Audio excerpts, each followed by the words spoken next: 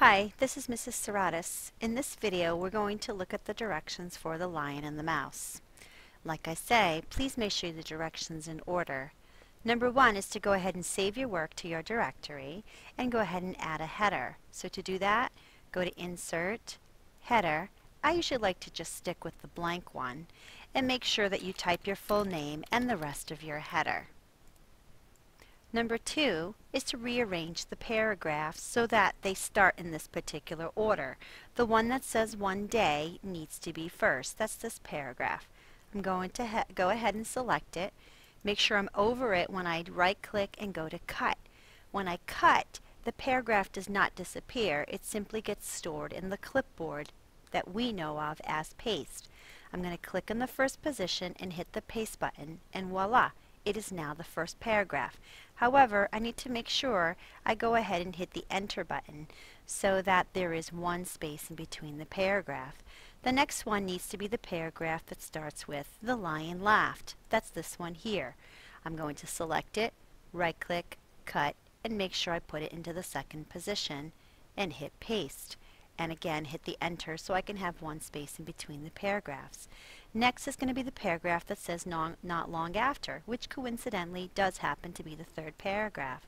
The fourth one will start with the words "be still." This time I'm just going to go ahead and drag it into place. If you're comfortable using a mouse and dragging, you can go ahead and drag. But if you're not comfortable, I recommend you do cut and paste. I want to make sure that my spacing in between the paragraphs is all the same. So to do that, I click on this button here, which is called the Show Hide button. And these little symbols are the enters, and there should be one enter in between each paragraph, and there is. So I'm happy with my spacing. The other thing I look at is if I was to drop an imaginary line, you could see that the indentations all line up. So I'm happy with that. We want to make sure all the paragraphs indent the same and that the spacing in between each is the same. So I'm happy with direction number 2. Number 3 is a repeat, finding the word count. Just a reminder, the word count is here. However, we want the word count without the directions, so we need to select all the paragraphs, and now the new word count is 179, and I'm going to type that next to the word count. Number 4 is new, and that's putting in a right-aligned footer. Footer is opposite of header, so go to Insert, and you will see Footer. Again, just to keep it easy, I'm going to select the blank one. And it says to type text. It actually says in the directions that you want to type the words "move blocks of text" and make sure that that's in the footer. However, it says it right here, type "move blocks of text." However, it says to make sure that it is aligned right. So to do that, I go to my Home tab, and this is my alignment buttons. This one here, if I hold my mouse over it, it says Align Text Right. Click on it, and it puts your footer onto the right side. So I'm happy with that. So I'm just going to go ahead and click anywhere in the paragraph, do a double click to get out of the footer. It shows up as gray, which tells me it's in the footer, but it won't print out gray. It'll print out normally. Number 5 is clip art. You know how to do that, so I'm going to skip over it for now. And number 6 is putting in a page border, which might be new for you. To do page border, I'm going to go to the Page Layout tab and click on Page Border. Make sure you're on the tab that says Page Border. Now you could just do a simple border if I want.